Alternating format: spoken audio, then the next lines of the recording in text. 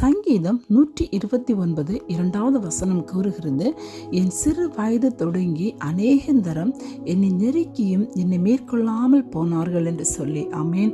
நம்முடைய வாழ்க்கையில் அநேக நெருக்கங்களை நாம் கடந்து வந்திருப்போம்.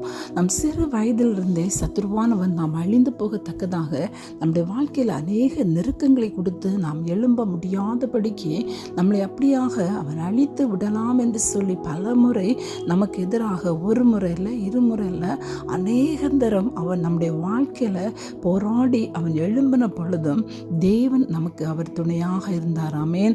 சத்துருடைய கையில் நாம் விழுந்து விடாதபடிக்கு நம்மளை காத்து நடத்தி வருகிற தேவனை இந்த காலை வேளையில் நாம் துதிப்போமா? அவருடைய அன்பு எத்தனை பெரியது!